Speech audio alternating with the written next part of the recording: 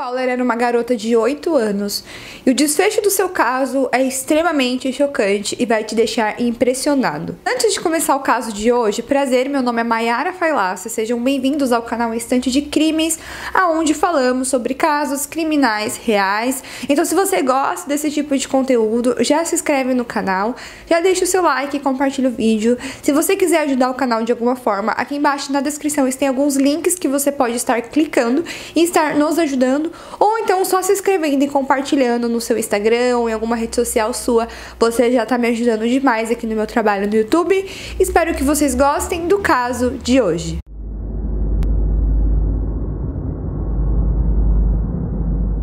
Layla Fowler era uma garota de 8 anos que ela morava em Valley Springs, na Califórnia, uma cidade que tem mais ou menos cerca de 3.000 habitantes e é considerado um local seguro para se viver. Ela morava com o seu pai Barney Fowler, o seu irmão Isaiah Fowler e a sua madrasta. Pelo que parecia, eles tinham uma vida normal, de acordo com os vizinhos, eles eram muito felizes, nunca houve nenhum comportamento incomum dentro da casa deles, eles tinham uma rotina de uma família comum, onde os pais iam para o trabalho, as crianças iam para a escola, as crianças pareciam ser crianças muito educadas, pareciam se dar muito bem juntas, então não existia uma característica abusiva ou uma característica complicada, intriga ou indiferença no meio da família. No dia 27 de abril de 2013, o pai da Layla ia sair para assistir futebol junto com a sua esposa, e naquele dia a Layla ia ficar com seu irmão Isaiah, de 13 anos. Isso já tinha acontecido antes da Layla ficar com seu irmão mais velho, então isso não era um problema para os pais, eles confiavam no Isaiah e sabia que ele ia cuidar muito bem da sua irmã mais nova. Em algum momento, durante aquela noite, enquanto as crianças estavam sozinhos, o Isaiah, ele foi no banheiro e dentro do cômodo ele ouviu uma voz masculina dizendo: "Ei, eu sei que você está aí." Segundos depois, ele começou a ouvir gritos da Layla. Quando ele saiu do banheiro, ele levou um grande susto quando se deparou com um homem de cabelos grisalhos. Esse homem, ele saiu correndo pela porta da frente da casa. Assim que ele entrou no quarto, ele viu sua irmã mais nova, a Layla, deitada no chão onde ela tinha caído da sua cama da beliche, envolta em uma poça de sangue. A primeira reação que ele teve foi ligar para os seus pais e avisar o que tinha acontecido. E os seus pais, eles chegaram muito rápido. O pai da Layla tinha chamado a ambulância, mas ele foi tão rápido que ele chegou a chegar na casa dele mesmo antes da ambulância. Quando ele chegou lá, ele viu que a sua filha estava deitada em uma poça de sangue e ele tentou pegar ela no colo e abraçá-la,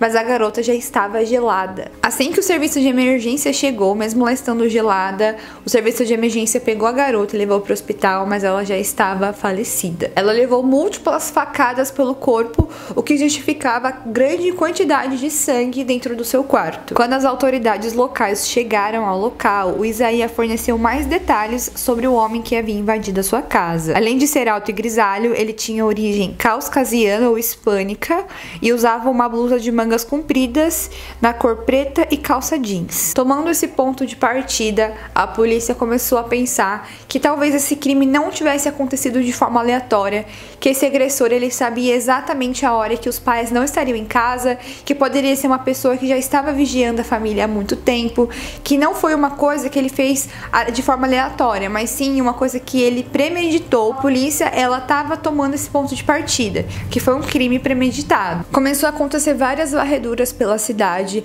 a polícia fez um mutirão, assim como as pessoas que moravam ali perto, os vizinhos, eles fizeram um mutirão a fim de tentar encontrar alguém que tivesse as características que o Isaiah tinha passado para a polícia. É que uma vizinha, ela deu um depoimento muito interessante e isso é muito importante nessa parte do caso, é o depoimento dessa mulher. Uma vizinha que morava na frente da casa dos Fowler testemunhou dizendo que viu um homem saindo correndo da casa da vítima naquele mesmo dia. Algumas impressões digitais foram colhidas dentro da casa da garota pela perícia, mas nenhuma das impressões digitais era de uma pessoa desconhecida. Sem contar que dentro da casa não havia sinais de arrombamento, não havia um sinal de luta, não havia nada que fosse forçado. A polícia começou a tomar o ponto de partida que talvez a vítima já tivesse visto aquele homem ou já tivesse conversado ou conhecido ele em algum momento da sua vida. E como era uma cidade pequena, não demorou muito para que todo mundo entrasse em pânico, o que é claro. Imagina, uma cidade pequena, tranquila, do nada acontece uma coisa horrível dessa. Sombra de dúvidas, é pra surtar mesmo. As pessoas, elas entraram tão em pânico que elas chegaram a falar que tinha um serial killer à solta pela cidade. E a polícia, ela parava todo mundo,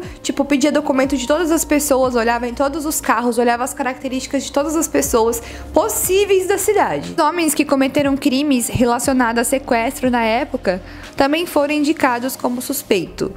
E não demorou muito para que a investigação comprovasse que nenhum deles batia com a descrição física dada por Isaiah. E seus álibis para o dia do crime de Layla foram consistentes. Nessa altura da investigação, lembra a vizinha que falou que tinha visto uma pessoa saindo correndo da frente da casa da Layla? Pois então, ela foi até a delegacia e ela pediu para retirar o seu depoimento. Ela disse que ela não queria mais falar sobre isso e que ela não iria fazer colaboração com a polícia. Fala sério, isso é muito estranho. Mas a gente vai entender mais pra frente o porquê disso. Todo mundo ficou com medo e a polícia começou a achar que essa vizinha estava com algum medo de receber ameaças ou receber algum tipo de retaliação por ela ter sido uma testemunha. Ela era a principal testemunha do caso e seu depoimento era de extrema importância para eles desvendarem quem tinha feito aquela atrocidade com aquela garota. Mas como ela retirou seu depoimento, eles estavam na estaca zero. Já outro vizinho da frente da casa da Layla disse aos policiais que passou a tarde inteira cortando grama, na companhia dos seus cachorros, e nada chamou a atenção dele naquele dia.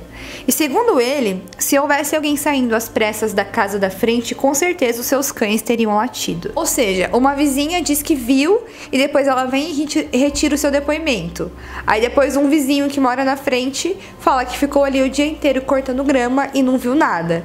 Então aí é bem estranho. Visto que tinha duas informações diferentes, a polícia então decidiu revisar todos os depoimentos. A polícia sabia que a Layla ela tinha sido esfaqueada na sua cama de beliche, mas de alguma forma seu corpo foi encontrado no chão. Havia pegadas ensanguentadas indicando que ela mesma teria caminhado pelo quarto. A faca foi encontrada na gaveta da cozinha da família e na lâmina continha vestígios de sangue que posteriormente comprovou que era o sangue da vítima. Quando os paramédicos chegaram à cena do crime após a ligação de Isaiah, o corpo de Layla já estava frio, indicando que ele levou horas para chamar ajuda. A ligação de serviço que o Isaiah fez para emergência foi revista várias vezes pelo departamento de investigação. E eles notaram que o Isaiah ligou para a polícia, falou que tinha acontecido alguma coisa e só depois de 2 minutos ele disse que a sua irmã havia sido esfaqueada. Acontece que ele tinha ligado para o seu pai antes disso e ele não tinha ligado para emergência. Primeiro ele ligou para o seu pai e depois ele ligou para a emergência. Nesse meio tempo, seu pai também tinha ligado para a emergência.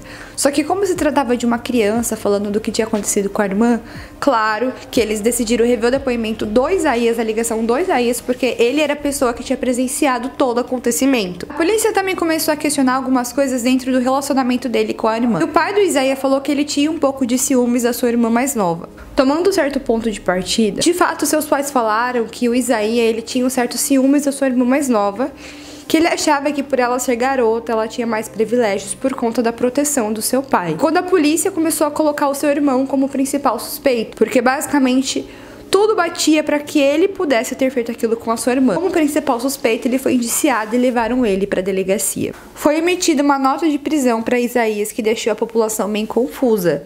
Seus professores, vizinhos e amigos disseram que não acreditavam que um jovem de 13 anos fosse capaz de matar a sua própria irmã. O pai e a madrasta de Isaiah também ficaram do seu lado. Por outro lado, havia uma resposta.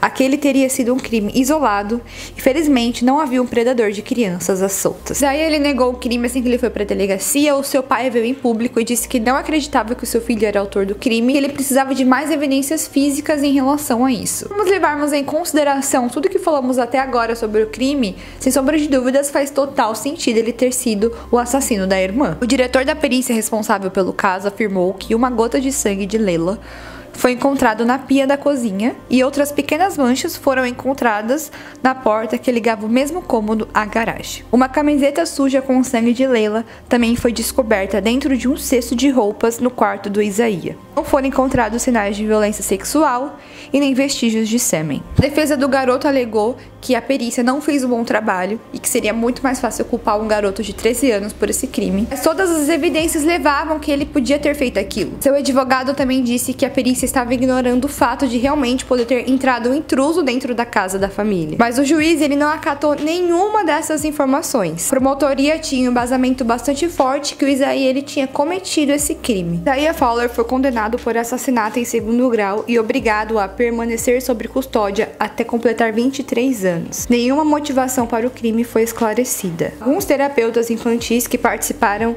de programas onde o caso foi coberto sugerem que Isaiah teria tido um ataque de fúria no momento em que cometeu o crime, e isso pode ter sido desencadeado por algum trauma do passado. Já a família do garoto segue acreditando até hoje em sua inocência. Muitos recursos pedem a anulação de sentença e seguem sendo enviados pelo seu advogado até hoje. O que você acha que poderia ter motivado esse crime? Será que seria apenas um ciúmes familiar, visto que a família não demonstrava ter nenhum tipo de problema em relação a brigas ou intrigas entre eles ou entre os irmãos? Então não dá para se entender ao certo por que ele teve esse ataque de fúria e por que ele pegou uma faca e matou de forma tão cruel assim a sua irmã mais nova. Esse é um caso a se pensar e também um caso preocupante, porque os pais dela tinham total confiança de deixar a filha com o irmão. Quem iria imaginar que o próprio filho poderia cometer algo tão horrível contra a própria irmã? Se você já conhecia esse caso, deixa aqui pra mim nos comentários pra mim saber a sua opinião sobre essa história. E se você é novo por aqui, já sabe, se inscreva no canal, deixa o seu like e compartilhe esse vídeo nas suas redes sociais. Isso, um beijo pra vocês e até o próximo vídeo. Tchau!